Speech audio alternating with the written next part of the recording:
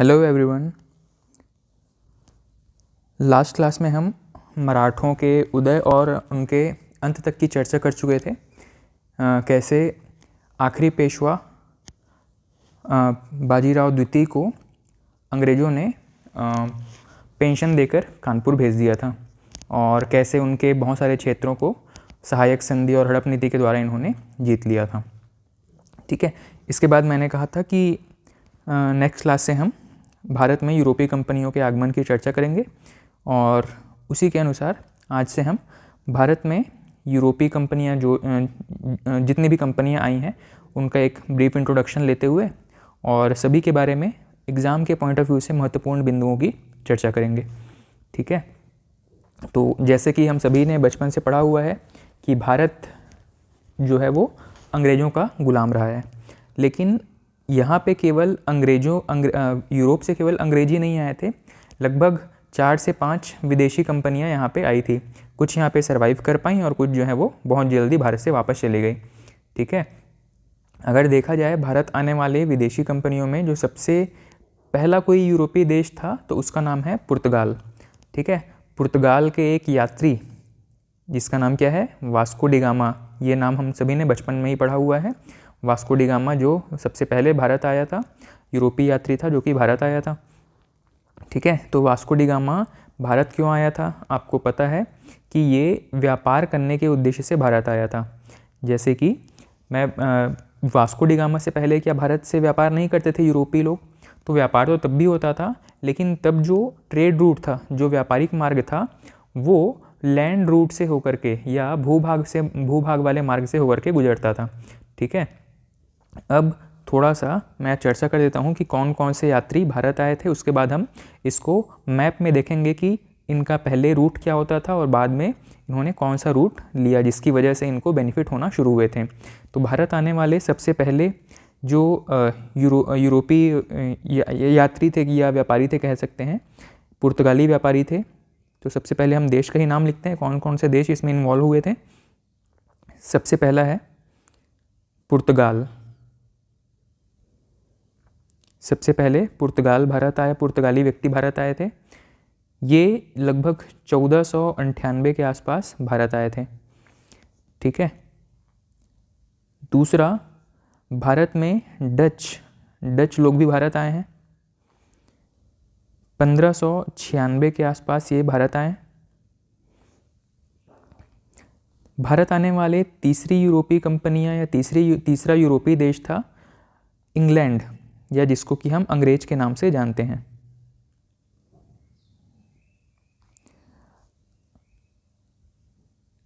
सन 1600 के आसपास ये भारत आए थे। उसके बाद में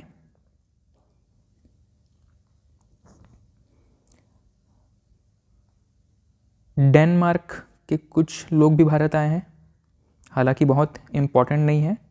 डेनमार्क सन 1616 के आसपास ये भारत आए हैं। और आखिरी जो महत्वपूर्ण यूरोपीय हैं जो भारत आए हैं, ये हैं फ्रांसीसी, फ्रांस या फ्रांसीसी। फ्रांस देश के रूप में, फ्रांसीसी वहाँ के आने वाले कंपनियों के लिए यूज़ करेंगे। ठीक है, तो सबसे पहले पुर्तगाली कंपनियां भारत आए, उसके बाद डच, फिर अंग्रेजी कंपनियां भारत आए, उसके बाद में डेनमार्क और लास्ट में फ्रांसीसी या फ्रांस जो देश के लोग हैं वो भारत आए थे सन 1664 के आसपास। ठीक है, तो ये तो रहा इन कंपनियों के बनने और भारत आने का कालक्रम। ठीक, अब मैंने कहा कि ये सभी यूरोपीय कंपनियां हैं। ठीक है, तो यूरोप में इनके देशों की स्थिति हम एक बार देख लेते हैं कि इनकी लोकेशन एक्चुअल में कहाँ कहाँ पर है। ठीक, तो इस वर्ल्ड मैप का ये जो हिस्सा है ये यूरोप का हिस्सा है। अब इसमें सबसे पहले आपको देखना है कि पुर्तगाल कहाँ पर है। तो यहाँ पे आप ध्यान देंगे, ये जो एरिया है स्पेन से लगा हुआ हिस्सा, इसको आप कह सकते हैं कि यूरोप का ये दक्षिण पश्चिमी हिस्सा है। ठीक है, यूरोप का दक्षिण पश्चिमी हिस्सा है। यहाँ पे कौन सा देश है? पुर्तगाल। ठीक, पुर्तगाल से एक यूरोपीय यात्री भारत आया था।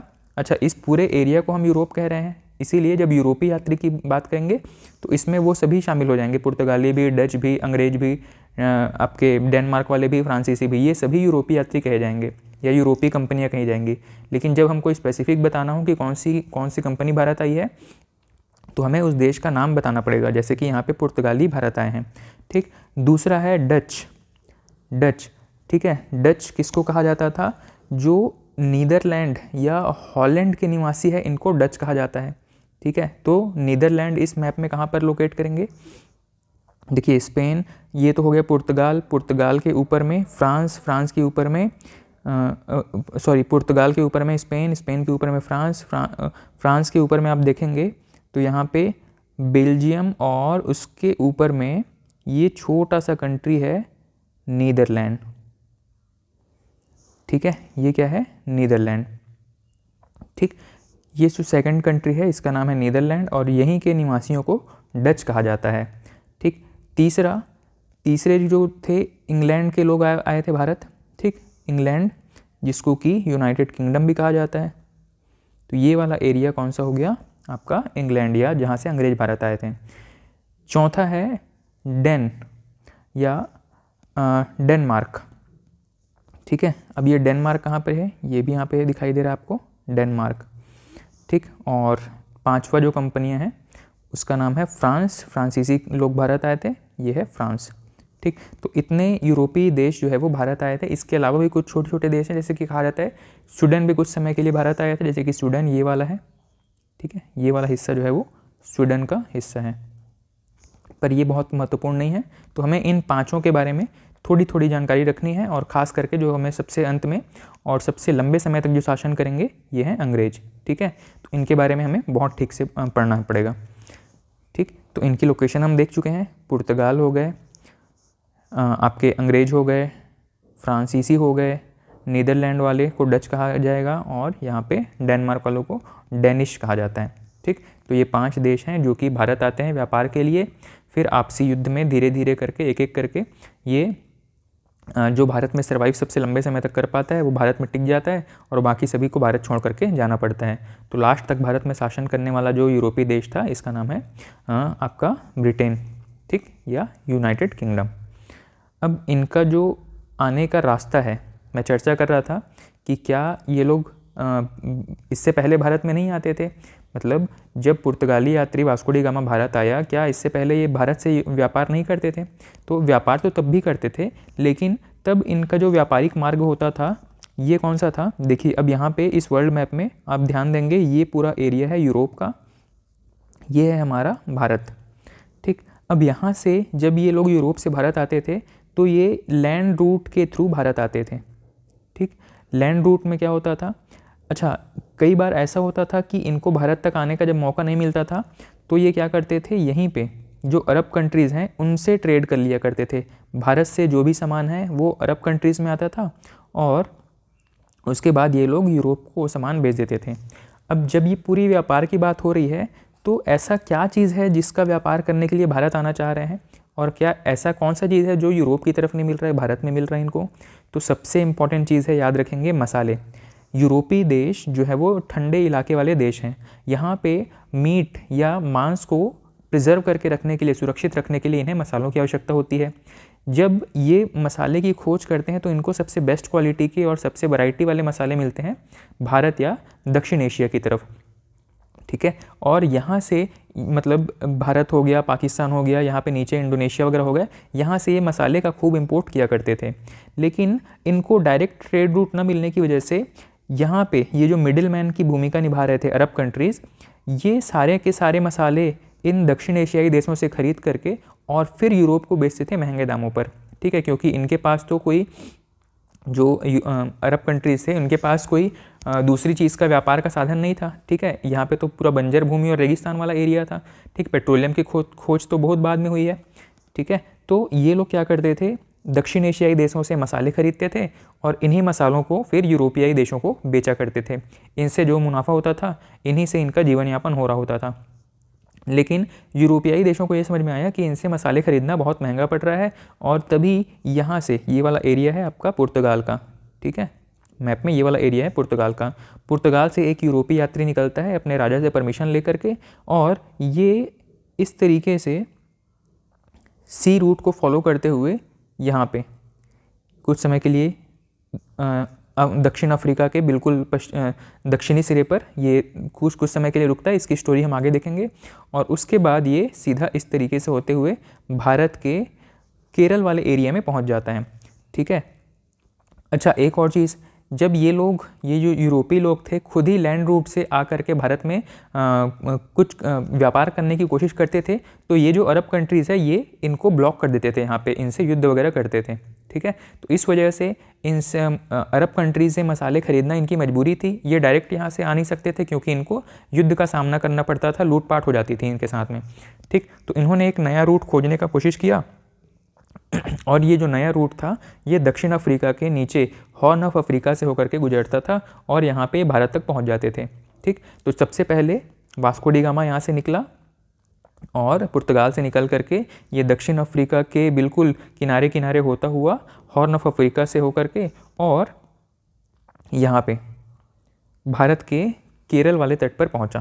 ठीक। अब इन सभी में बहुत महत्वपूर्ण बिंदु हैं, एक एक करके हम इसकी चर्चा करेंगे। पर ये जो ट्रेड रूट है इसी को ही बाकी सभी यूरोपीय देशों ने फॉलो किया और खूब मुनाफा कमाया। अब बीच में जो मिडिल मैन था, जो अरब कंट्रीज थे, उनकी भूमिका यहाँ पे समाप्त हो गई। ऐसा कहा जाता है कि आपका जो वास्को डी गामा था जब पहली बार भारत आया तो भारत से वो अपने नाव में एक नाव में भारत आया था, और ये अपने साथ में जिस नाव में भारत आया था उसमें खूब मसाले भर करके, और साथ ही एक और नाव जिसमें वो मसाले पूरे भरा हुआ था, मतलब एक नाव में भारत आया और 2 नाव मसाले भर करके भारत से यूरोप ले गया। ये जितना भी सामान यहाँ से ले करके गया था इसमें इसको 60 गुना मुनाफा हुआ है। ऐसा कौन सा व्यापार है जो आपको 60 गुना मुनाफा दे सकता है? ठीक है। तो यही चीज़, इतना जो बड़ा मुनाफा था, इसी ने बाकी के यूरोपीय देशों को आकर्षित किया भारत आने के लिए, और सभी एक एक करके भारत आते गए। और शुरुआत में तो सब मसालों का व्यापार करते थे, उसके बाद धीरे धीरे यहाँ की राजनीति में भी हस्तक्षेप करने लगे, और आगे चल करके किस तरीके से अंग्रेज़ों ने भारत पर शासन किया इसको हम आगे देखेंगे। ठीक है। तो सबसे पहले हमें पुर्तगाल के बारे में देखना है कि पुर्तगाल जो है वो इससे संबंधित महत्वपूर्ण बिंदु कौन कौन से हैं, हमारे एग्जाम के लिए क्या क्या बातें इंपॉर्टेंट हैं। ठीक। तो सबसे पहले आप हेडिंग डाल सकते हैं पुर्तगाल या यूरोपीय यात्रियों में, यूरोपीय कंपनियों में सबसे पहला पुर्तगाली। ठीक है। चलिए इसको हम नए पेज से शुरू करते हैं।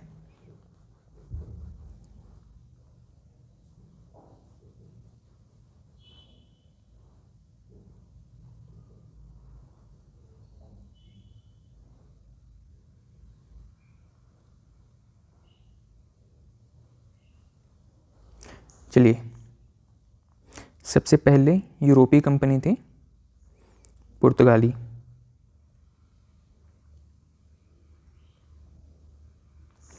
पुर्तगालियों के बारे में हम एक एक करके अपने महत्वपूर्ण बिंदुओं की चर्चा करना शुरू करते हैं।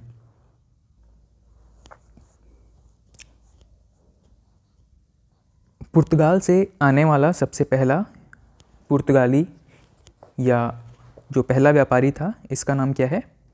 इसका नाम है Vasco D gamma. Vasco D gamma.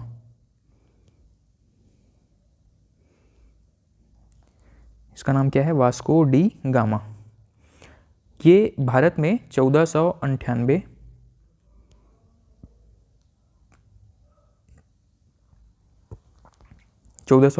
में भारत आया था। ठीक।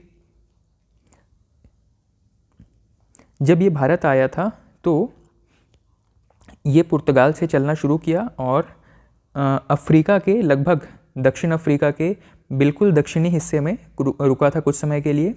इसे कहा जाता है केप ऑफ गुड होप। शायद मैंने हॉर्न ऑफ अफ्रीका कहा था, इसको करेक्ट करेंगे, इसको लिखेंगे केप ऑफ गुड होप। ठीक। Cape of good hope. Cape of good hope ये कहाँ पे है? अफ्रीका में। अफ्रीका में कुछ समय के लिए रुका, उसके बाद में ये भारत के लिए निकल गया था। ठीक, और उसके बाद में भारत में आकर के सबसे पहले जहाँ पर रुकता है, किस राज्य में, वर्तमान राज्य के हिसाब से देखें तो केरल के कालीकट बंदरगाह पर उतरता है। कालीकट बंदरगाह पर उतरता है और यहीं पे इसकी मुलाकात होता है उस समय के जो राजा थे वहाँ पे, इसका नाम है जमोरिन। यहाँ के राजा जमोरिन से मिलता है। ठीक, जमोरिन ने उनका स्वागत किया और उनको आसपास के क्षेत्र में घुमाया, बताया कि कहाँ कहाँ से उनको मसाले मिल सकते हैं। ठीक है, इस तरीके से जमोरिन ने इनको खूब सारे मसाले दे करके और विदा किया था। ठीक, उसके बाद में वास्को डी गामा पुर्तगाल गया, वहाँ पे अपने मसालों का व्यापार किया, बेचा और खूब मुनाफा कमाया। मैंने बताया कि इसने मसाले बेच करके 60 गुना मुनाफा कमाया था, 60 गुना मुनाफा कमाया। अब ये जो इतना बड़ा मुनाफा है, इसी के लालच में बाकी के सभी जो यूरोपीय देश हैं वो भारत आने की होड़ में लग गए थे। ठीक है, ये तो था पहली बार जब वास्को डी गामा भारत आया। इसके बाद ये पुनः एक बार भारत आता है लगभग 1502 के आसपास। वास्को डी गामा एक बार तो 1498 में आया, इसके बाद में ये 1502 के आसपास फिर से भारत आता है और भारत में ही इसकी मृत्यु हो जाती है। भारत में ही इसकी मृत्यु हो जाती है। ठीक है, इसके बाद में कुछ और भी पुर्तगाली लोग भारत आते हैं, कुछ व्यापारी के रूप में। ठीक, जो इंडिविजुअल व्यापारी आते हैं वो तो हमारे एग्ज़ाम के लिए महत्वपूर्ण नहीं है, पर जो कंपनी के रूप में भारत आते हैं, उसके जिनको वहाँ की सरकार का सपोर्ट रहता है, वे लोग हमारे लिए इम्पोर्टेंट होने शुरू हो जाते हैं। ठीक है, और इसी क्रम में पुर्तगाली सरकार की तरफ से जो सबसे पहला महत्वपूर्ण व्यक्ति आता है, जो एक डेजिग्नेशन, एक पदवी लेकर के भारत आता है, जो वायसराय के नाम से भारत आता है, इसका नाम है फ्रांसिस्को डी अल्मेडा।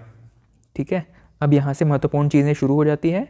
तो भारत आने वाला पहला पुर्तगाली वायसराय,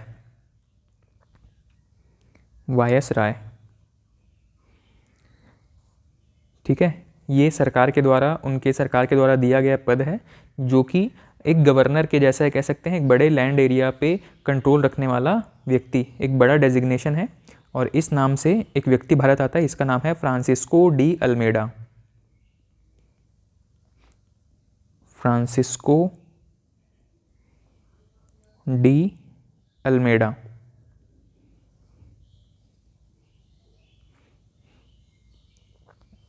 ठीक है, ये आता है 1509, 1505 से 1509 तक रहता है, 1505 से 1509।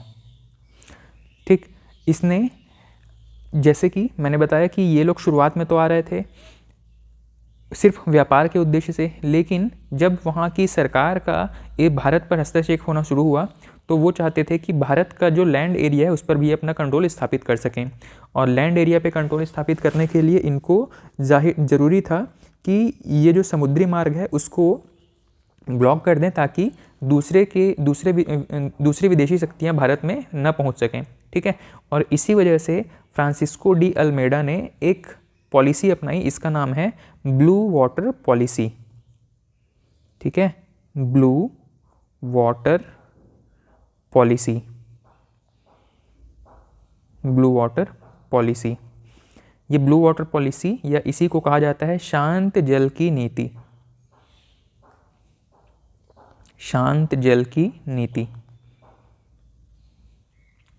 जो इंडिविजुअल व्यापारी आ रहे थे वो पर्सनल कैपेसिटी में अपनी सिक्योरिटी का अरेंजमेंट करते थे, लेकिन जब सरकारी कोई व्यक्ति आ रहा है तो पूरी की पूरी सरकार जो है वो अपना फौज तैनात कर देगी उस कंपनी की सिक्योरिटी में। और यहीं पे जो वायसराय था फ्रांसिस्को डी अल्मेडा, इसने क्या किया, जो हिंद महासागर वाला क्षेत्र है वहाँ पर अपनी पूरी फौज, अपना जो नौसेना है उसको तैनात कर दिया, ताकि पुर्तगाली व्यक्तियों को कोई भी नुकसान न पहुँचाया जा सके और साथ ही कोई दूसरी विदेशी कंपनी भारत आने का प्रयास न करे। यही जो पॉलिसी है इसका नाम है ब्लू वाटर पॉलिसी या शांत जल की नीति। इसके तहत क्या था, हिंद महासागर को पुर्तगाली जो है अपने नियंत्रण में रखना चाहते थे। ठीक है, ध्यान रखेंगे, ये महत्वपूर्ण है। ब्लू वाटर पॉलिसी किसने अपनाया, फ्रांसिस्को डी अल्मेडा ने। ठीक है, कौन था, पुर्तगाली गवर्नर था। इसके बाद में यहाँ पे एक और गवर्नर आए, इसका नाम है अल्फांसो डी अल्बुकर्क। ठीक है, इसके बाद में एक और व्यक्ति आते हैं, इनका नाम है अल्फांसो डी अल्बुकर्क।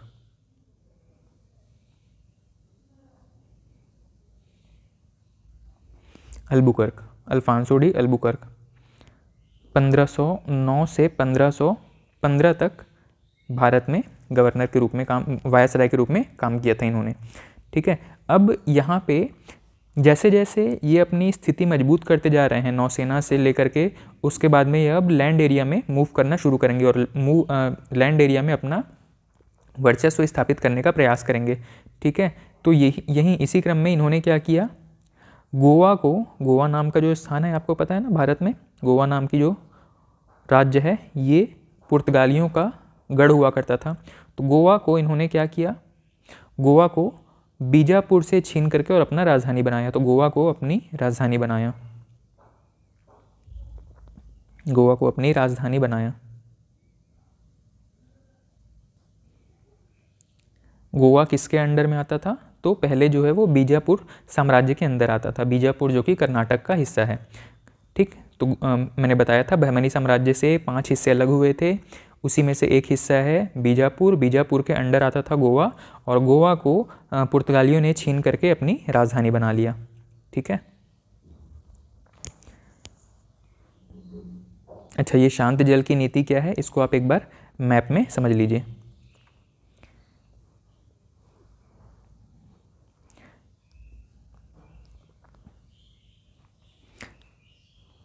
देखिए यहाँ पे पुर्तगाली आ गए हैं केरल में, केरल वाले एरिया में इन्होंने अपनी फैक्ट्री वगैरह स्थापित कर ली। ठीक, उसके बाद में ये जो पूरा एरिया था इसको ये कब्जा कर, मतलब यहाँ चाहते थे कि इस एरिया से कोई और व्यक्ति जो है वो भारत ना आ सके, इसीलिए यहाँ पे इन्होंने क्या किया था, फ्रांसिस्को डी अल्मेडा के सहयोग से इन्होंने इस पूरे एरिया को नौसेना के से घेर लिया था। नौसेना ने इस पूरे एरिया को घेर के रखा हुआ था। ठीक है, कोई दूसरी कंपनी या दूसरे व्यापारी के शिप अगर आते थे उसको डुबा दिया जाता था, यहाँ पे उनको वापस लौटने की चेतावनी दे देते थे। यही जो पॉलिसी है इसको कहा जाता है ब्लू वाटर पॉलिसी या शांत जल की नीति। हिंद महासागर में अपनी सुरक्षा के लिए इन्होंने पूरी नौसेना जो तैयार करके रखी हुई थी, तैनात करके रखी हुई थी, इसी को कह रहे हैं ब्लू वाटर पॉलिसी। ठीक है,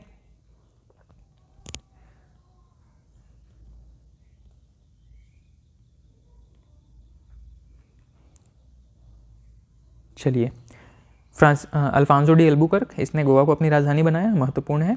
इसके बाद में एक और गवर्नर जनरल आते हैं, इनका नाम है नीनू डी कुन्हा।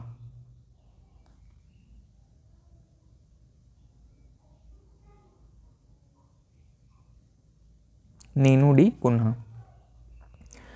ठीक, इनके काल में कुछ ऐसे महत्वपूर्ण चीज़ें तो नहीं हैं, लेकिन वायसराय के क्रम में इनका नाम भी याद रखेंगे। ठीक है, कौन कौन महत्वपूर्ण है, Francisco de Almeida, Alfonso de Albuquerque और नीनू डी कुन्हा। इन्होंने अपनी कैपिटल है सबसे पहले तो गोवा में बनाया था, और गोवा के बाद में कुछ समय के लिए केरल का जो एरिया है कोचीन, वहाँ पे भी अपना मुख्यालय स्थापित किया था। ठीक, अब नीनू डी कुन्हा ये लगभग 1529 से लेकर के 1538 तक ये शासन किए थे। इनके बीच में भी कुछ गवर्नर आए हैं, वायसराय आए हैं, महत्वपूर्ण नहीं है, सिर्फ ये 2-3 नाम है जो आपको याद रखने हैं। ठीक है, इसके बाद जब पुर्तगाली भारत आए हैं तो इन्होंने अपनी व्यापारिक कोठियाँ भी बनाई होंगी। अच्छा, ये जो व्यापारिक कोठी या फैक्ट्री जब आप नाम सुनते हो किसी किताब में, तो आपको ये मान करके चलना है कि उस समय की जो फैक्ट्री है या व्यापारिक कोठी है वो आज के टाइम की मॉडर्न फैक्ट्री जहाँ बहुत सारी मशीनें लगी है वैसी कोई फैक्ट्री नहीं है। इनको आप एक गोदाम की तरह समझ सकते हैं। ये जो फैक्ट्री है इनको ये किस तरीके का यूज़ करेंगे, एक गोदाम की तरह, एक सैनिक छावनी की तरह, और यूरोप से या उनके कंट्री से, जैसे कि पुर्तगालियों की चर्चा कर रहे हैं तो पुर्तगाल से जो आने वाले लोग हैं उनके निवास के लिए, ठीक है, इन सभी पर्पस के लिए जो एरिया उन्होंने एक्वायर किया हुआ है, कब्जे में रखा हुआ है, इसी को ही कहा जाता है आपका फैक्ट्री, ठीक है। जनरली वो यहाँ पे जो भी अपना सामान इंपोर्ट एक्सपोर्ट के लिए सामान रखते थे उनका स्टोर करने के लिए इसको यूज़ करते थे, और साथ ही सेना के रुकने की व्यवस्था, सिक्योरिटी के लिए वहाँ पे सेना रखते थे। यही मेन पर्पज़ है वहाँ पे फैक्ट्री इस्टेब्लिश करने का, ठीक है। तो जब भी फैक्ट्री ये शब्द मिले तो आप इसको वर्तमान मशीनीकृत फैक्ट्री से लिंक नहीं करेंगे, ठीक है। अब इन्होंने अपनी सबसे पहली फैक्ट्री, और फैक्ट्री के लिए कई किताबों में आपको मिलेगा कोठी शब्द, ठीक है। तो पुर्तगालियों ने अपनी सबसे पहली फैक्ट्री कहाँ पे स्थापित की? एग्ज़ाम का बहुत पसंदीदा प्रश्न है, ठीक है। तो फर्स्ट फैक्ट्री इन्होंने अपनी स्थापित की है कहाँ पे? कोचीन में। कोचीन या केरल वाला जो क्षेत्र है, केरल का पश्चिमी क्षेत्र जो तट से लगा हुआ क्षेत्र है, वहाँ पे कोचीन में इन्होंने अपनी पहली फैक्ट्री स्थापित की है 1503 में। इसके बाद इन्होंने अपनी दूसरी फैक्ट्री स्थापित की है कुन्नूर में। कुन्नूर में 1505 में इन्होंने अपनी दूसरी फैक्ट्री स्थापित की है, ठीक। अब भारत में भारत के कल्चर में पुर्तगालियों का क्या क्या योगदान रहा है, कौन कौन सी चीज़ें हैं जो पुर्तगालियों से इन्फ्लुएंस्ड है, उनसे प्रभावित हैं, ठीक है। तो लास्ट में हम नोट करके कुछ बिंदु यहाँ पे याद रखेंगे, जैसे कि भारत में तंबाकू की खेती या तंबाकू के प्रचलन का श्रेय जाता है पुर्तगालियों को, ठीक है। तंबाकू हो गया, इसके अलावा प्रिंटिंग प्रेस, ये चीज़ें जो है वो बहुत महत्वपूर्ण हैं। इनको याद रखिएगा कि कौन सी चीज़ किसके प्रभाव से भारत में विकसित हुई है। तो प्रिंटिंग प्रेस, भारत में प्रिंटिंग प्रेस ये भी पुर्तगालियों के द्वारा शुरू किया गया। इसके अलावा अनानास,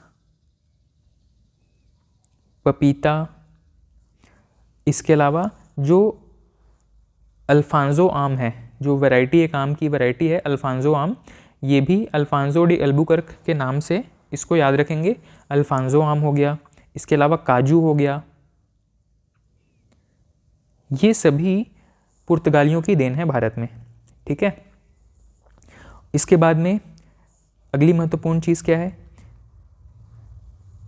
अब भारत में जैसे जैसे अलग अलग विदेशी ताकतें आनी शुरू होंगी, उनके बीच में विवाद भी बढ़ना शुरू हो गया, और यहीं पे भारत में पुर्तगालियों और बाद में आए डचों के बीच में जमकर युद्ध होता है, और इसी वजह से पुर्तगालियों को भारत से बाहर जाना पड़ता है, ठीक है। तो डचों ने भारत में पुर्तगालियों को बाहर किया था, ठीक। उसके बाद में जाहिर है कि पुर्तगाली जो है वो पूरी तरीके से भारत से समाप्त नहीं हुए थे, तो बाद में अंग्रेज़ों ने भी पुर्तगालियों को हराने के लिए एक युद्ध लड़ा था, ठीक। यहीं पे एक युद्ध का नाम महत्वपूर्ण है, इसको याद रखेंगे,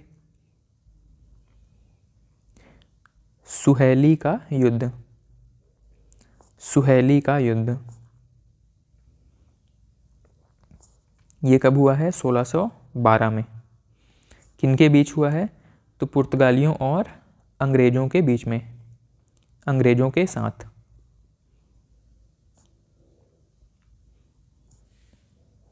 अंग्रेज़ों के साथ या अंग्रेज़ों के विरुद्ध, ठीक है। अंग्रेज़ों के साथ ये युद्ध लड़ा था, ठीक। इस युद्ध में जीत, जाहिर है अंग्रेज़ों की जीत हुई है और पुर्तगालियों को यहाँ पे हार का सामना करना पड़ा है। एक और महत्वपूर्ण चीज़ क्या है? इसी समय सेंट ज़ेवियर इस नाम के बहुत सारे स्कूल कॉलेज हैं भारत में।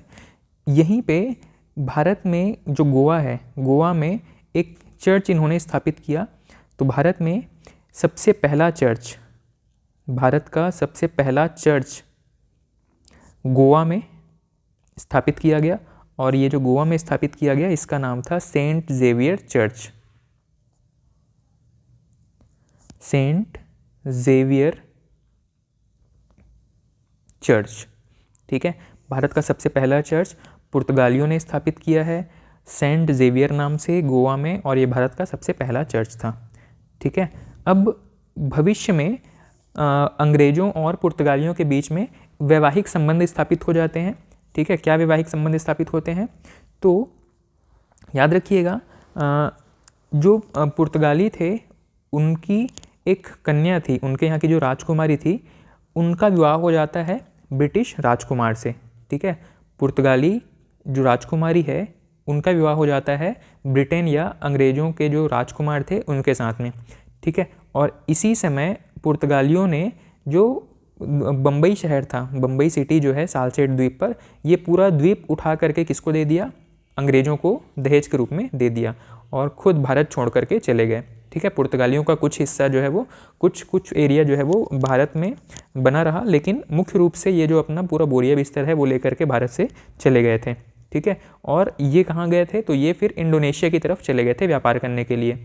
अंग्रेज़ों को यहाँ का सारा अपना शासन सौंप दिया और स्वयं इंडोनेशिया की तरफ, दक्षिण एशियाई देश है इंडोनेशिया, वहाँ पर चले गए थे। ठीक है, तो एक और महत्वपूर्ण चीज़ यहाँ पे नोट कर लेते हैं। 1661 के आसपास इन्होंने बम्बई शहर, आज हम मुंबई कहते हैं, उस समय इसको बम्बई प्रांत के नाम से जानते थे, बम्बई शहर को दहेज में दे दिया अंग्रेज़ों को,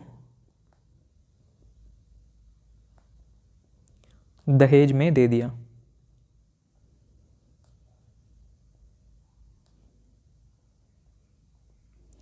ठीक है, ये कुछ महत्वपूर्ण चीज़ें थी पुर्तगालियों के बारे में। ठीक है, इसके बाद में जो नेक्स्ट यूरोपीय कंपनी है जिसकी चर्चा हमें करनी है वो है डच। ठीक है, ये जो कंपनी बनाए थे इसका नाम है Dutch east India company. East India company जो है वो कोई जनरली हम अंग्रेज़ों के संदर्भ में ही पढ़ते हैं और उसी को ही मान करके चलते हैं कि जो अंग्रेज आए थे उसी कंपनी का नाम है ईस्ट इंडिया कंपनी, पर ऐसा नहीं है। कोई भी ऐसी कंपनी जो पूर्व की तरफ व्यापार करने के लिए आ रही है उसको हम ईस्ट इंडिया कंपनी कह सकते थे। अब ये डच लोग आ रहे हैं इसलिए इसको डच ईस्ट इंडिया कंपनी कहा गया।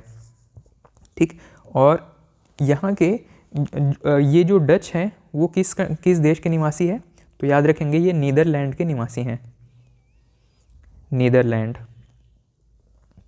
ठीक है, नीदरलैंड, या कहीं कहीं किताबों में आपको हॉलैंड भी मिलेगा, नीदरलैंड या हॉलैंड।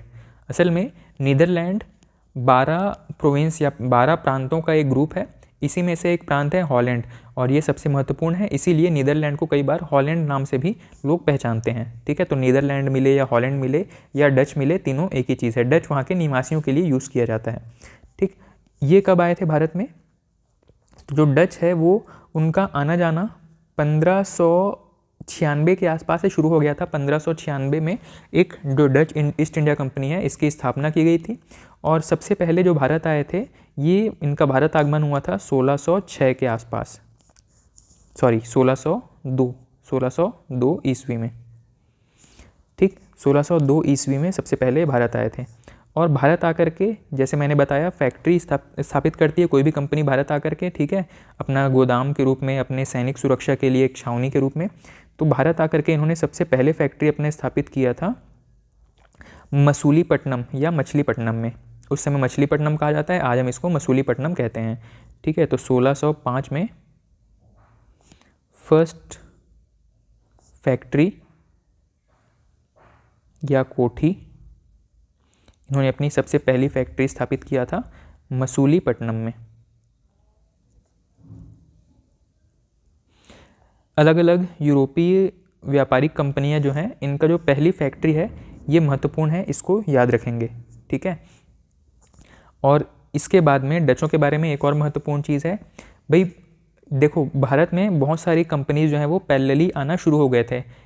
ठीक, कोई एक कंपनी किसी एक जगह पे काम कर रही है, दूसरी कंपनी किसी दूसरे हिस्से में काम कर रही है, लेकिन अल्टीमेटली जब इनका आपस में आमना सामना होगा तो या तो युद्ध होगा या तो संधि होगी। ठीक है, तो यहीं पे अब कुछ आगे चल करके हम देखेंगे कि अंग्रेज जो है वो अपना पॉलिटिकल कंट्रोल ज़्यादा ठीक से स्थापित कर चुके थे और यहीं पे इन्होंने जब डच के साथ इनका आमना सामना हुआ तो इनके बीच में युद्ध होने शुरू हुए थे और यहीं पे एक युद्ध है जो कि महत्वपूर्ण है, इसका नाम है बेदरा का युद्ध।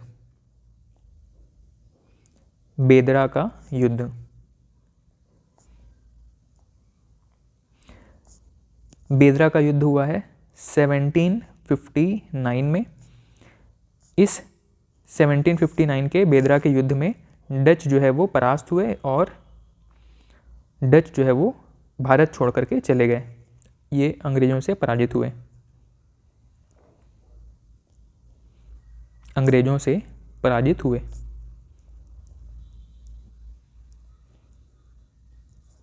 ठीक है, और इस तरीके से डचों की स्टोरी भी भारत से समाप्त हो जाती है।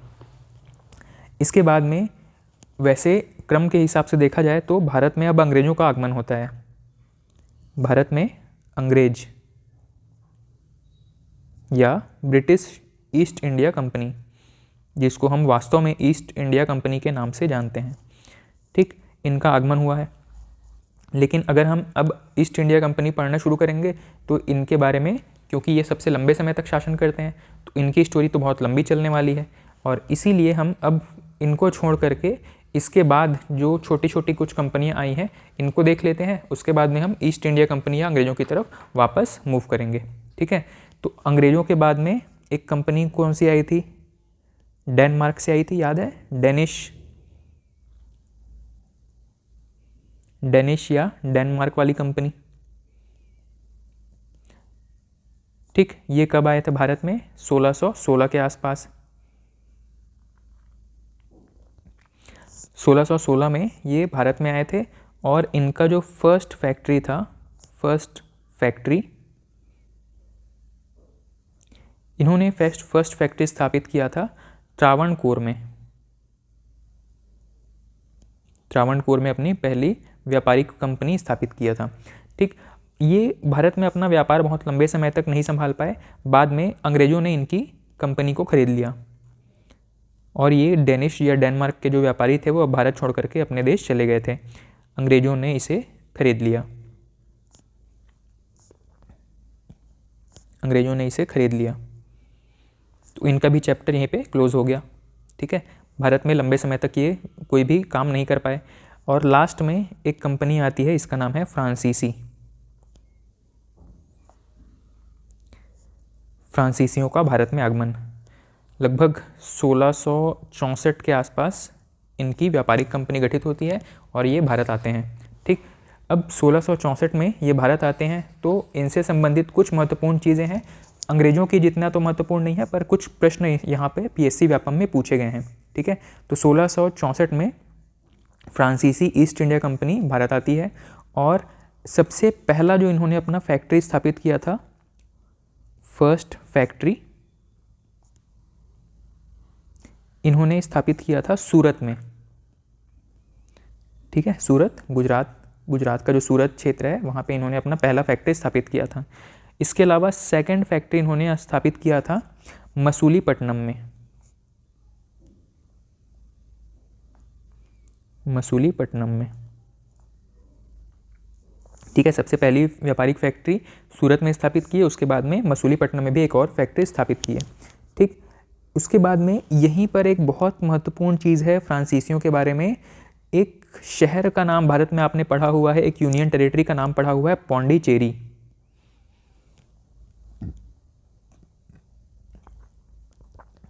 ठीक है, तमिलनाडु का एक पूर्वी हिस्सा है पौंडीचेरी। ये जो पौंडीचेरी शहर है ये किसने बसाया था? तो फ्रांसीसियों ने ही पौंडीचेरी शहर बसाया था, पौंडीचेरी शहर बसाया।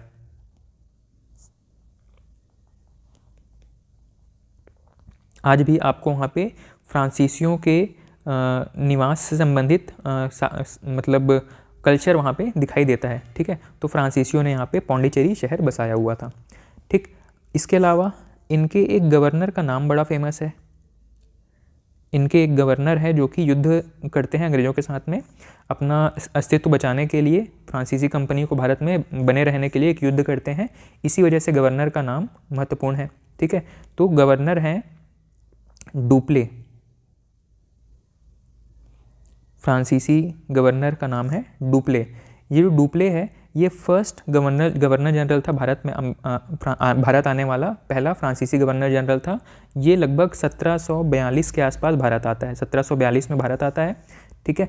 और इतने लंबे समय तक कंपनी क्या कर रही थी आप पूछेंगे। 1764 में भारत आए हैं, 1664 में भारत आए हैं, 1742 में युद्ध हो रहा है।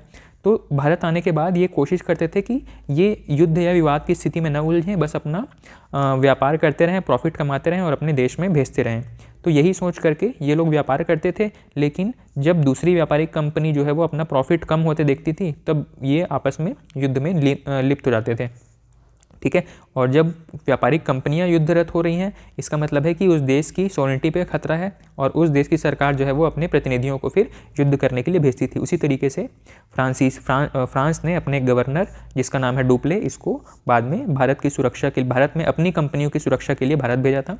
1742 में ये भारत में आया था, ठीक। और इसी के समय में भारत में इनका एक युद्ध होता है, ठीक है। और ये युद्ध कौन सा है, इसको हम कहते हैं अंग्रेज और फ्रांसीसी संघर्ष, ठीक है। अंग्रेज फ्रांसीसी संघर्ष, एंग्लो फ्रेंच वॉर। आंग्ल मतलब होता है अंग्रेज और यहाँ पे फ्रांसीसी के लिए है फ्रांस। आंग्ल फ्रांस या आंग्लो फ्रांसीसी युद्ध, ठीक। आंग्लो फ्रांसीसी संघर्ष या युद्ध।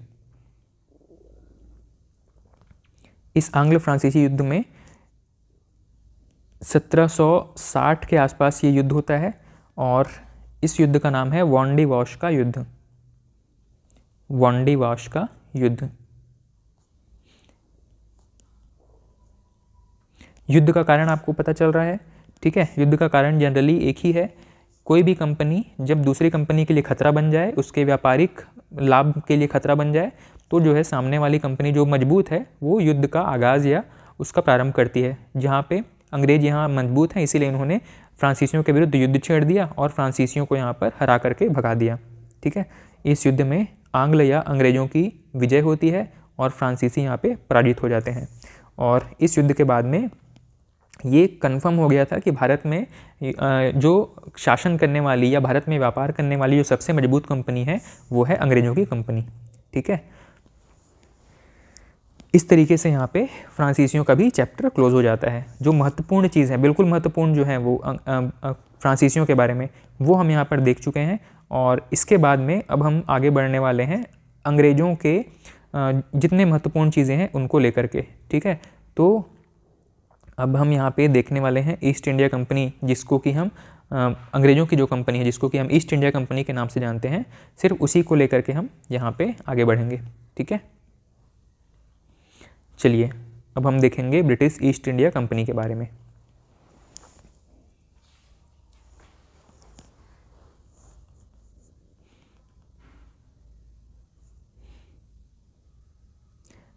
ब्रिटिश ईस्ट इंडिया कंपनी, ठीक, जिसको या तो हम अंग्रेज के नाम से जानते हैं या ईस्ट इंडिया कंपनी के नाम से जानते हैं एक सामान्य बोलचाल की भाषा में, ठीक है।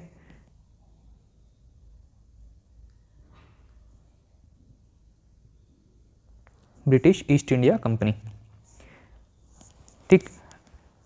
सन 1600 के आसपास में इंग्लैंड में एक कंपनी का गठन होता है, ठीक है। इस कंपनी का नाम था मर्चेंट एडवेंचर्स।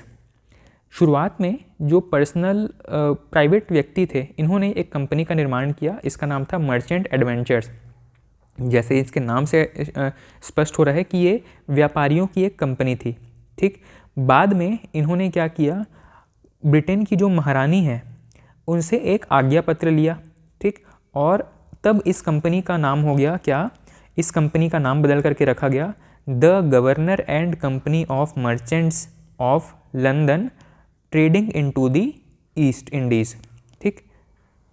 अब यहाँ पर जो महत्वपूर्ण चीज़ें हैं उनको नोट करना शुरू करते हैं। तो ईस्ट इंडिया कंपनी का पूरा नाम क्या था? ईस्ट इंडिया कंपनी का पूरा नाम था the governor and company of merchants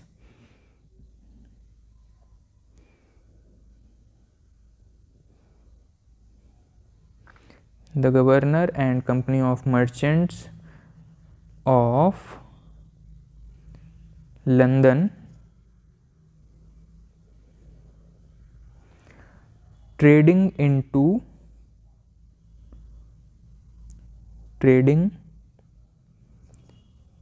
into east Indies.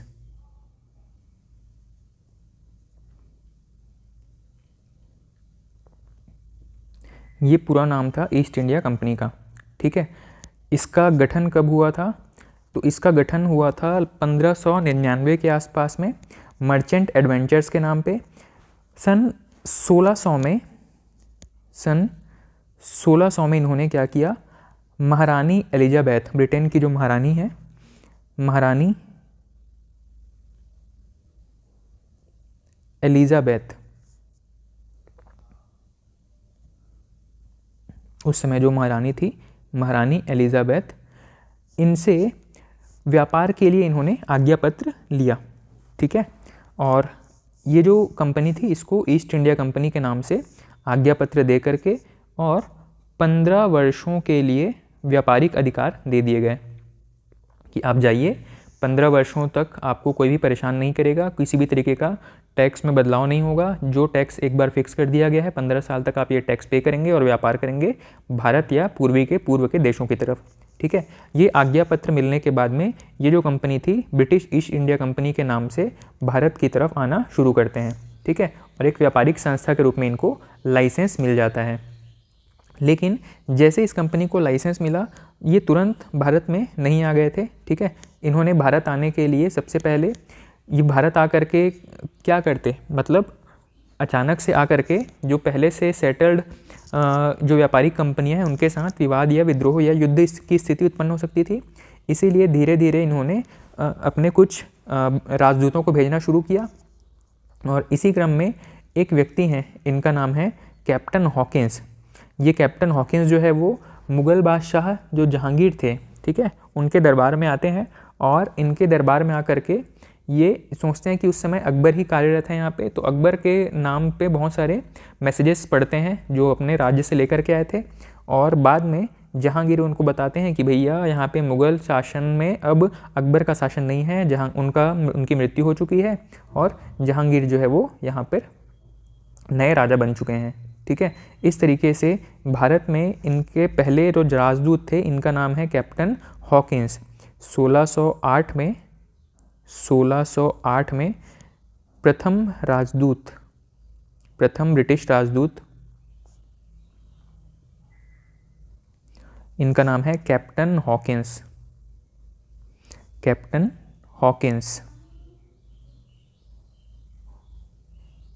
ये कैप्टन हॉकिंस भारत आते हैं। ठीक है, और भारत आकर के क्या करेंगे, तो भाई भारत आने का इनका उद्देश्य था व्यापार पर एकाधिकार करना, व्यापार ज़्यादा से ज़्यादा करना।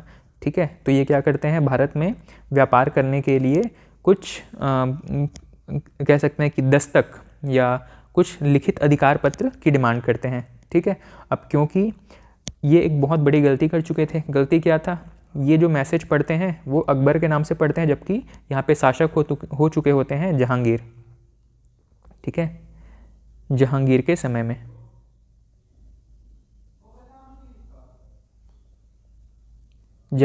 में भारत आए थे। ठीक है, तो इनको थोड़ी सी शर्मिंदगी होती है और ये बिना ज़्यादा कुछ डिमांड किए वापस चले जाते हैं। ठीक, और इसके बाद में जो बाकी के अंग्रेज आते हैं, इनके बाद में एक और राजदूत आते हैं, वो बहुत ठीक से ट्रीट करते हैं और इसके बाद में एक अधिकार पत्र की डिमांड करते हैं और आगे चल करके इनको वो अधिकार पत्र मिल भी जाता है। अब जो महत्वपूर्ण चीज़ है वो ये कौन कौन सी फैक्ट्री या कौन कौन सी कोठी कहाँ पे स्थापित करते हैं, ये सारी चीज़ें महत्वपूर्ण हैं। ठीक है, तो भारत में इन्होंने सबसे पहली फैक्ट्री अपनी स्थापित की है सन 1613 में। अपनी फर्स्ट फैक्ट्री इन्होंने स्थापित की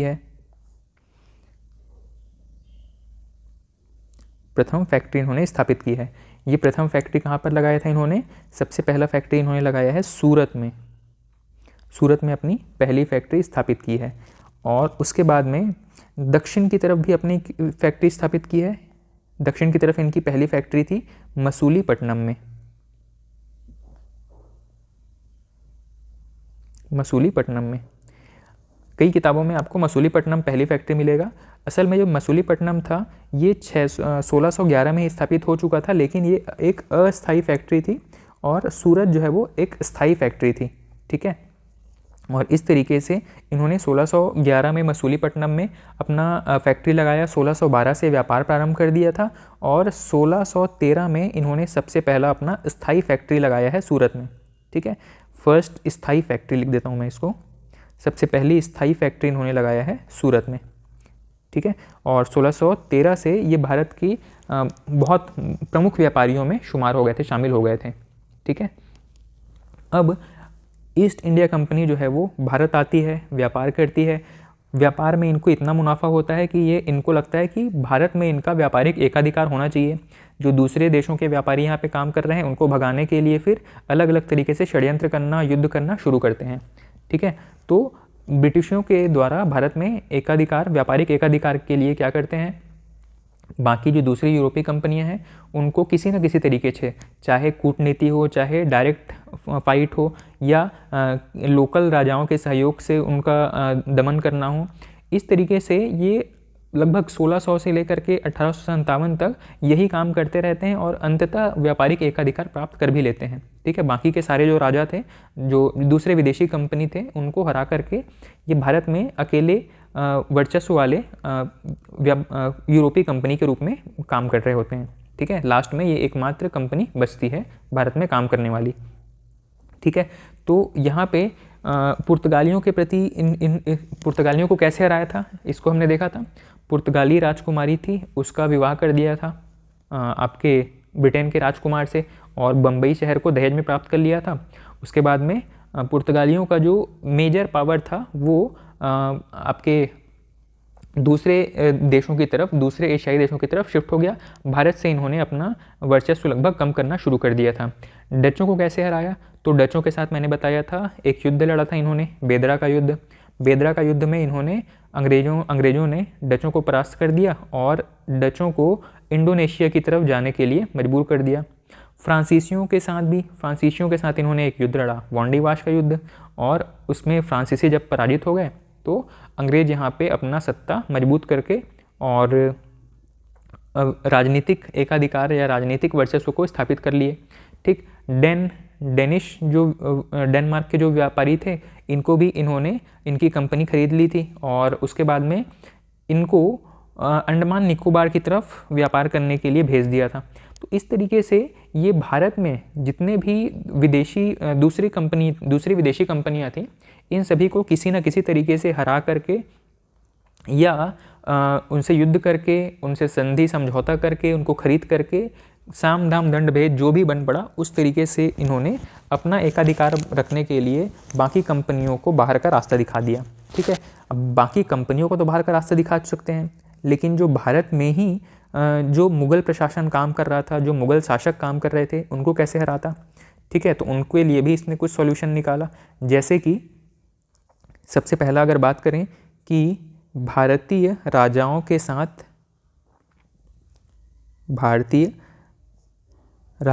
के साथ नीति,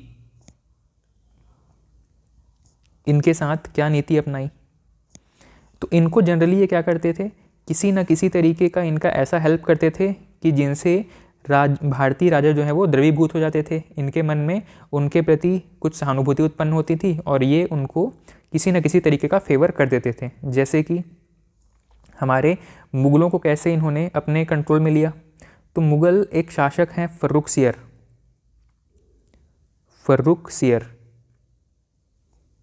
मैंने बताया था फ़र्रुखसियर ने इनको 3000 रुपये में बंगाल और 10,000 रुपये में गुजरात की दीवानी दे दिए थे। ठीक है, अब ये दीवानी देने के पीछे फ़र्रुखसियर को क्या ऐसा मन हुआ कि उसने दीवानी राइट्स दे दिए, तो एक बीमारी हो गई थी उस समय पे फ़र्रुखसियर को। ठीक है, एक काफ़ी पेनफुल बीमारी था जिसको कि ट्रीट करने के लिए अंग्रेज़ों का एक डॉक्टर था डॉक्टर हैमिल्टन। इस डॉक्टर हैमिल्टन ने फ़र्रुखसियर, जो कि मुग़ल बादशाह था उस समय, इस डॉक्टर हैमिल्टन ने फ़र्रुखसियर की एक बीमारी ठीक कर दी थी, जिसकी वजह से फ़र्रुखसियर खुश हुआ और उसने ईस्ट इंडिया कंपनी को प्रपोज़ल दिया कि आप चाहें तो यहाँ पे आप फ्री व्यापार कर सकते हैं। इसके लिए आपको क्या करना पड़ेगा, तो बंगाल पे व्यापार करने के लिए आपको 3,000 रुपये का एक एनुअल टैक्स देना पड़ेगा, और गुजरात में काम करने के लिए आपको 10,000 रुपये का एनुअल टैक्स पे करना पड़ेगा।